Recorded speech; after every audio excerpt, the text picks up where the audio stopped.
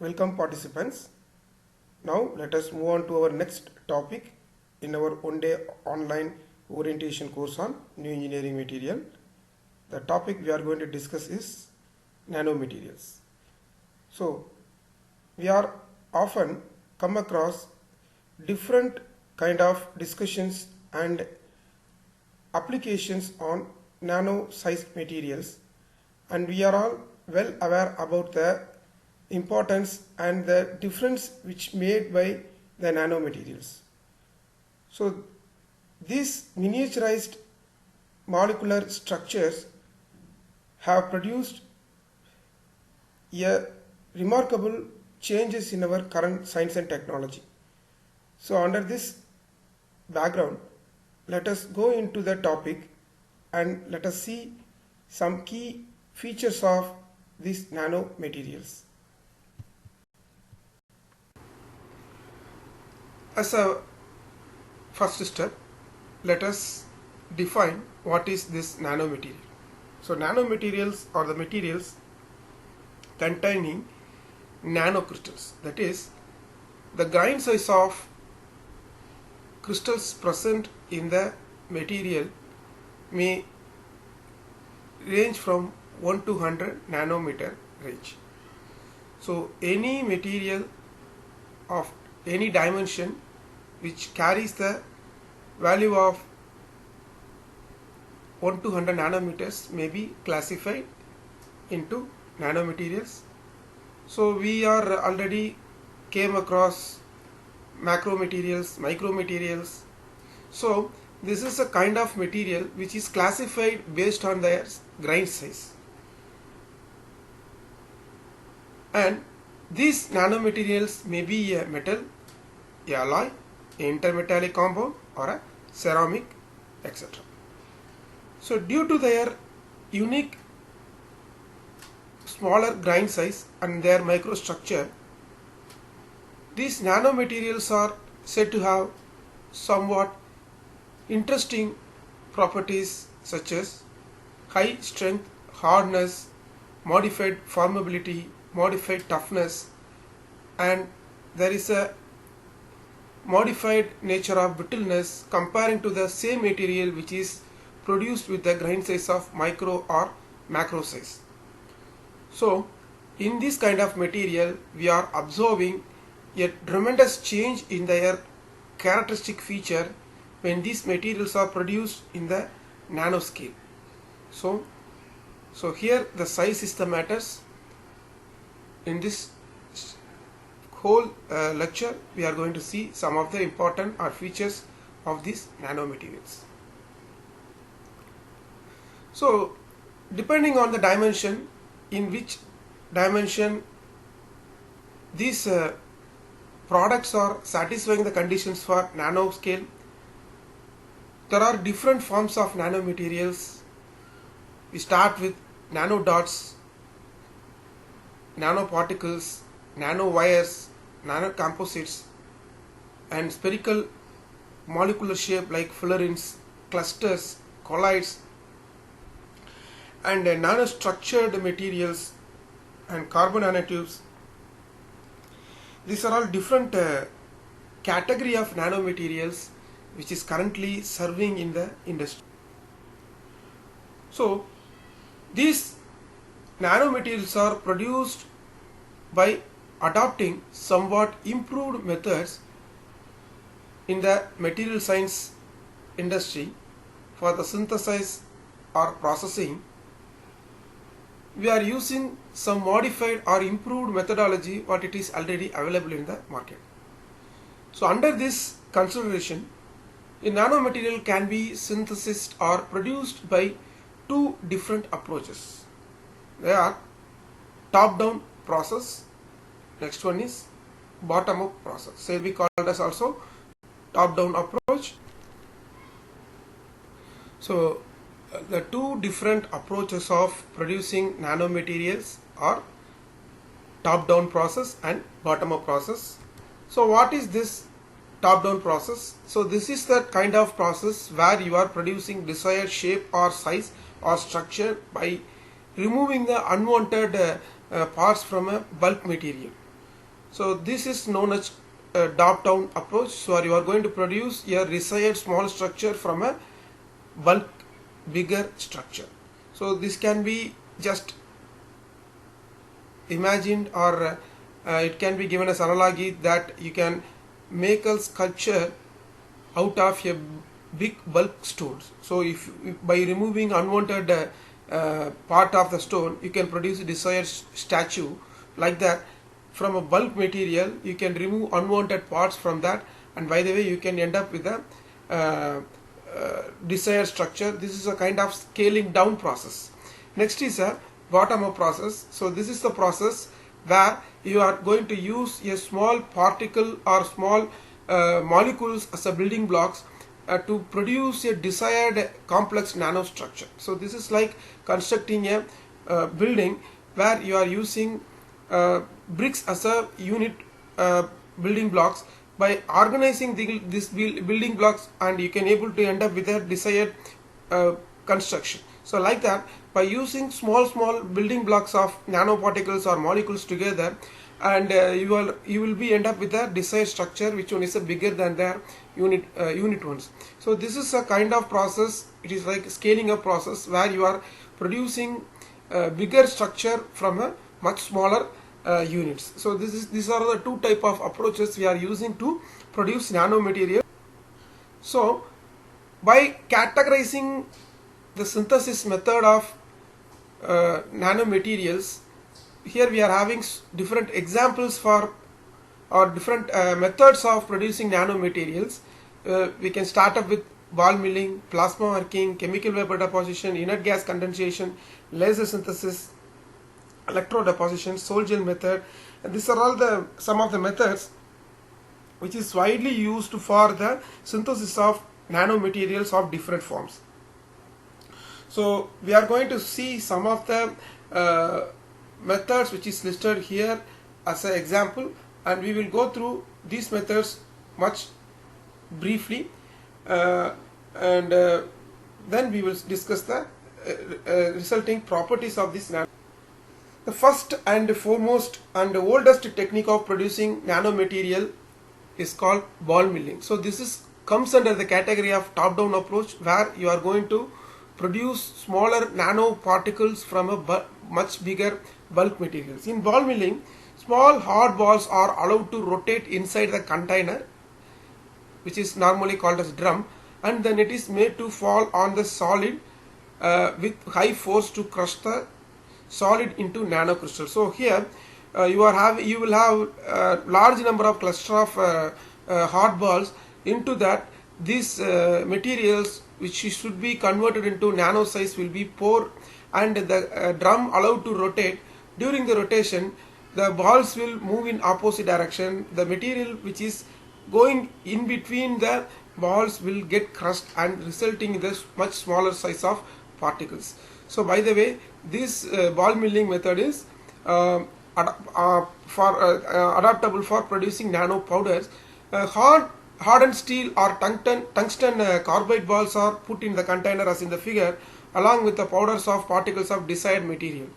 The container is closed with tight lids. When the container is rotating around the central axis, the material is forced to press against the walls. The ball milling process, the milling balls impart energy on the collusion and produces small grain size of the nanoparticles. The ball milling, also called as mechanical alloying or crushing process, the resultant product of nanoparticles is going to be based on the amount of time we are spending for production. And the applications of this kind of ball milling techniques are useful for producing metal oxide nanocrystals, and advantages are they are inexpensive, large scale process possible, old well established method. We can able to produce the nanoparticles or nano powders up to the size of 2 to 20 nanometers. Disadvantages are the resulting powder will have irregular particle size, and there is a possibility of introduction of defects when it is not properly crushed, and there is a possibility of introduction of impurities from the ball and milling additives. So these are all the advantages and disadvantages of the method called ball milling method. This is an example of approach called top-down approach. The next method is the plasma arcing or plasma assisted deposition process, and this one is an example of producing nanomaterials by bottom-up process. So where you will end up with bulk nanostructures from adding small atoms from the zero. So plasma is nothing but an ionized gas. To produce plasma, a potential difference is applied across two electrodes. Here we are having two electrodes, anode and cathode. It will be kept at the high voltage environment. The gas at low pressure yields up its electron and get ionized. When the high voltage is applied, the gas which is filled in this container will produces electrons and get ionized. This ionized gas conducts electricity and the electric arc is maintained between the two electrodes. A typical plasma arcing device consists of two electrodes, as I told you. When an arc is set up between two electrodes, the metal evaporates from anode as positively charged ions. These positively charged ions are attracted towards the other electrode, say cathode, where they pick up the electrons and they are deposited to form a nanoparticle. So in this method we are allowing a material to evaporate from anode and it will be deposited on the cathode. So by controlling the time of deposition and amount of electricity passing, one can control the size of the deposition. So by the way, you can able to produce nano powders, nano thin films. Film coating can be possible by using this technique. So here fundamentally we are making the atom to get liberated from the anode and we are allowing a liberated atom to deposit on the cathode. So by deposition on the cathode we are actually producing the desired size of the powder or film. So this is the second technique. And third one is considered to be pulse laser deposition method. This is one of the method we are generally using. This is also considered to be a physical vapor deposition, where we are using the physical means to produce individual atoms or allowing the atom to evaporate or liberate from the target material.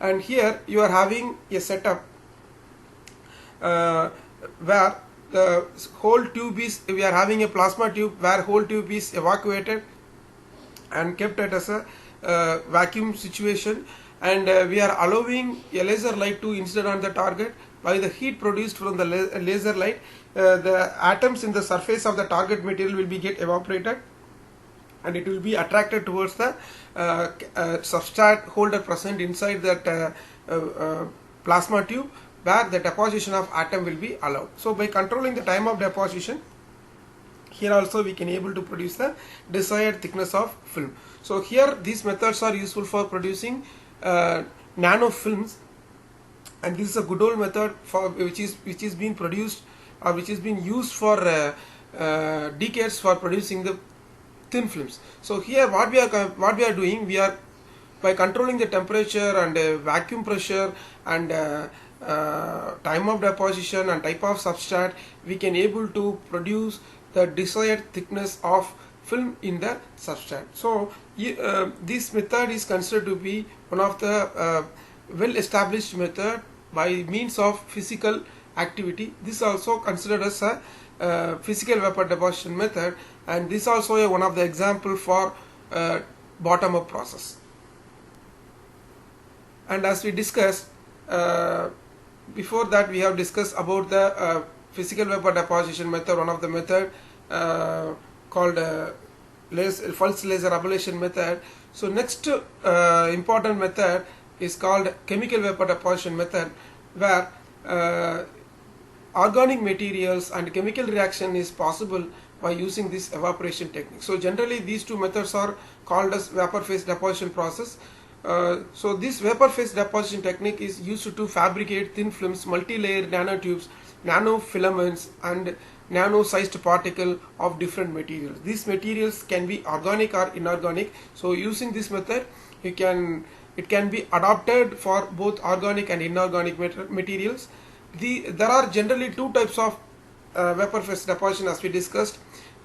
These are the methods which is used widely in the electrical and electron.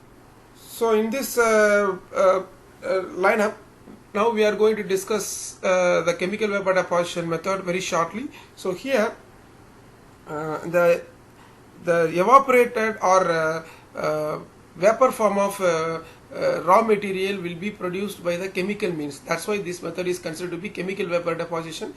Here the chemical vapor deposition involves flow of gas with diffused reactant, that is substance to be deposited in the vapor over a hot substrate surface. The gas that carries the reactants is called as carrier gas. While the gas flows over the hot solid surface, the heat energy increases chemical reactions of reactants that form film during and after the reactions. The film of desired composition can thus be created over the surface of the substrate. So here the fundamental principle is, in this technique, initially the material is heated to gaseous state and then it is deposited on the solid surface under the vacuum condition to form nano powders after chemical reaction with the substrate.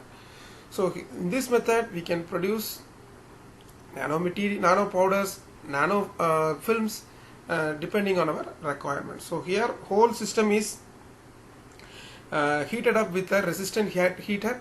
So this heat will be useful for producing or keeping the substrate heat. When the reactant gas is flow through this tube, that will get reacted with the substrate and it will get deposited on the surface of the substrate, and byproduct can be pumped out from the system. So this is a small process we are using in the case of chemical vapor. The next method we are going to discuss for the preparation of nanomaterial is Sol gel method.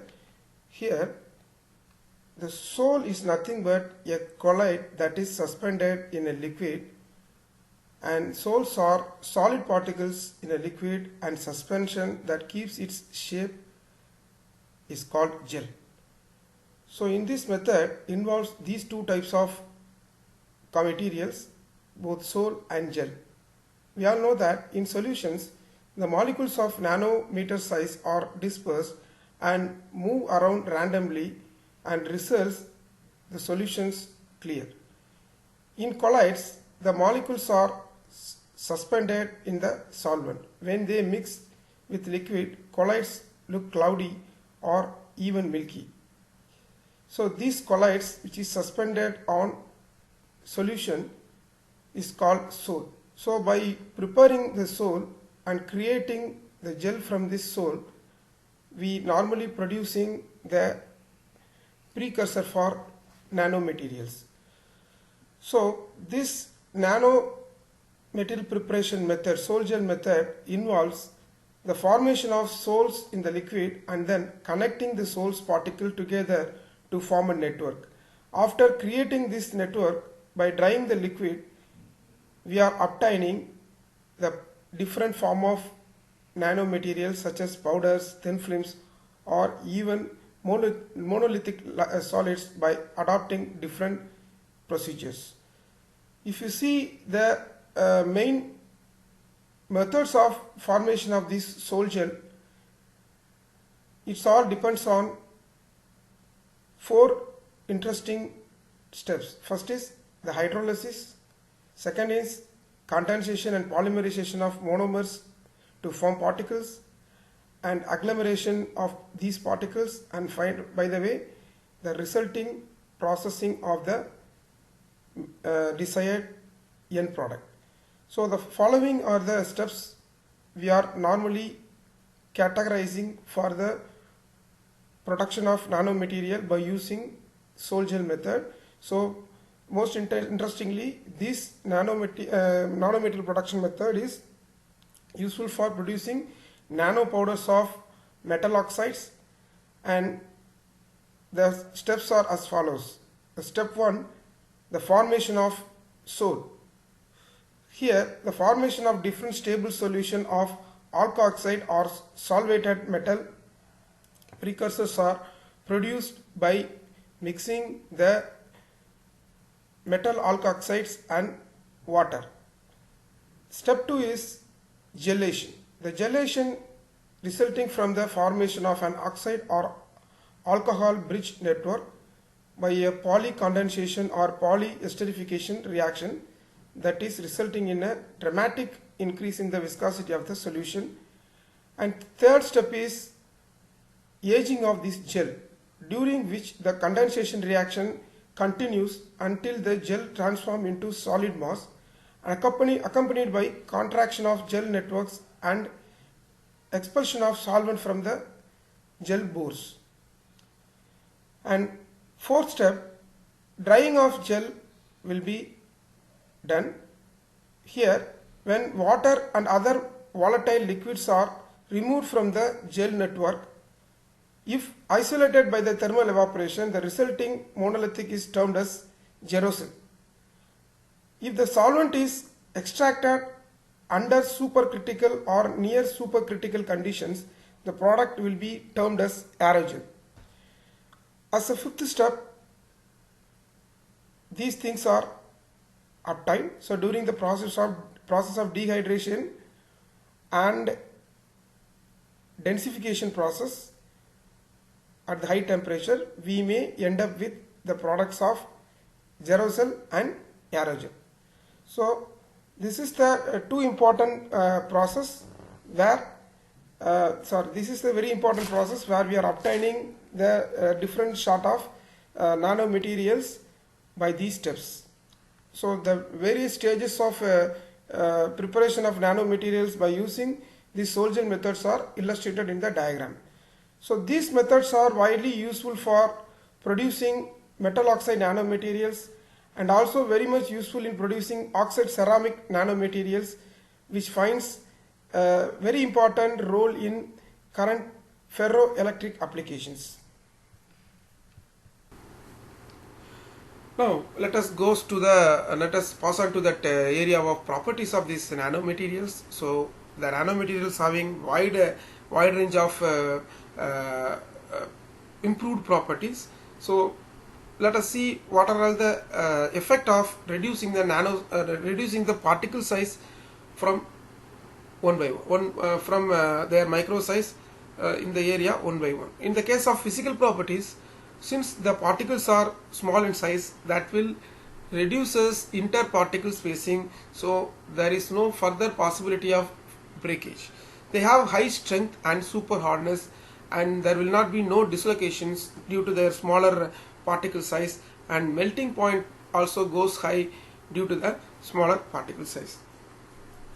In electronic properties, the energy band will be very narrow, ionization potential found to be higher than its micro size particles.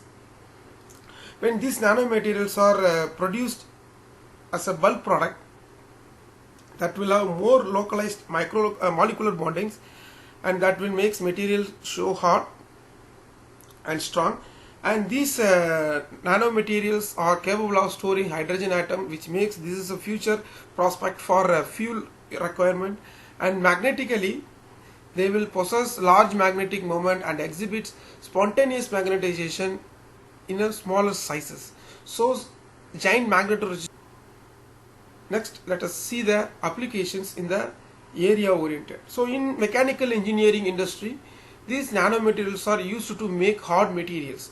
So as we told, since the materials are having very smaller grain size, so this will result very hard materials comparing to the conventional one. The smart magnetic fluids are used in vacuum seals, magnetic separators.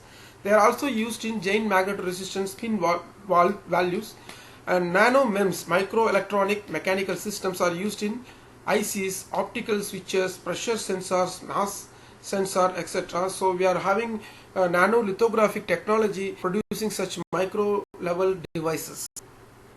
In the case of electrical and electronics and communication engineering, orderly assembled nanomaterials are used as quantum electronic devices and photonic crystals.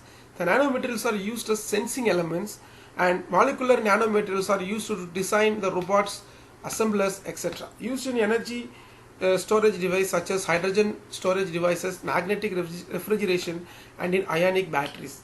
Dispersed nano materials are used in magnetic recording devices, rocket propellant, solar cells, fuel cells, etc. Recently, nanorobots were designed which are used to remove damaged cancer cells and also to modify the neuron network. In computer science and IT industry, nanomaterials are used to make CDs and semiconductor lasers used to store information in smaller chips, and they are used in mobiles, laptops, etc. Further, they are used in chemical optical computers also. So by using this nanomaterials in the case of optical storage devices, the storing capacity of the device with respect to the area becomes drastically changed. It makes the device becomes smaller and smaller. In biomedical and chemical engineering, consolidated state nanoparticles are used as catalyst electrodes in solar and fuel cells. Biosensitive nanomaterials are used in production of DNA chips, a biosensor, etc. Nanostructured ceramic materials are used in synthetic bones. Few nanomaterials are also used in absorbent, self-cleansing glass, fuel additives, drugs. So far, we have discussed the general properties and applications of nanomaterials. So now let us focus our consideration in a particular type of nanomaterial called nanotubes, carbon nanotubes. So carbon nanotubes are molecular scale tube of graphitic carbon. They are among the stiffest and strongest fiber researched till date with remarkable electronic properties and applications. So carbon nanotubes are generally produced from C60 in a simple arc evaporation apparatus. We have come across plasma arcing technique, and carbon nanotube is a tubular form of carbon with diameter as small as 1 nanometer and length few nanometer to microns. So we can produce these carbon nanotubes from two fundamental materials. One is from pure graphite, and from the another allotrope of carbon C60, that is C60, which is called as buckyball, where it is having the hexagon and pentagonal atomic arrangements. And based on their structure, fundamental structure, these carbon nanotubes are three types. They are: number one, armchair structure; number two is zigzag structure; and number three is chiral structure. So depending on their geometrical arrangement, carbon nanotube structures are, I am repeating, armchair structure, zigzag structure, and chiral structure. And the carbon nanotubes are fundamentally classified as single wall carbon nanotubes and multi-wall carbon nanotubes, and depending on the layers of roles present in the system, and it can be metallic or semiconducting depending on their geometry of rotation, whether it is zigzag type or a chiral type or armchair type. Their conducting nature also get. And in the case of single wall carbon nanotubes, they have the diameter of 2 nanometer with tube length of 100 nanometer. General description: the structure of single wall nanotube can be achieved by wrapping one atom thick layer of graphite into seamless cylinder. So multi-wall carbon nanotube is also having a same dimension. It consists of multi layers of graphite sheet rolled to form a tube shape with many concentric carbon cylinders present in the. And these are all the general properties of carbon nanotubes. They are strongest and flexible, and they have high elastic property and high strength to weight ratio. So nowadays we are using these carbon nanotubes for producing many lightweight body works. These materials are used in production of composites to produce body structure works for race cars, aircraft, and other many industrial applications, and they have high thermal and electrical conductivity. So these materials are used as a connecting media when we are trying to produce a miniaturized electronic circuits or chips, and electronic properties can be changed by external magnetic field, and they have very high current carrying capacity, and then high amount of field emission at small tips. So these are all the general properties, and based on their properties, and carbon nanotubes are nowadays widely researched and widely putting in the application. And the nanometer size semiconductor devices and interconnects are nowadays which is produced from carbon nanotubes, as I told you earlier, and devices for energy storage and energy conversion in the case of hydrogen fuels, and sensor, fuel cells, lithium ion batteries, everywhere these carbon nanotubes are found applications and used as a as I told you earlier, it is also used in hydrogen storage devices. So in this carbon nanotubes are found alternative for tungsten filaments in incandescent lamps, and they are very light in weight. They are used in aerospace industry for the production of many components, and for their body works everywhere. These carbon nanotubes are find its applications. So with this discussion, here we are going to end our discussion on unit 5. Let us summarize this unit. So for the simple understanding, in this unit we are discussed different kind of new engineering materials which is synthesized from our laboratory.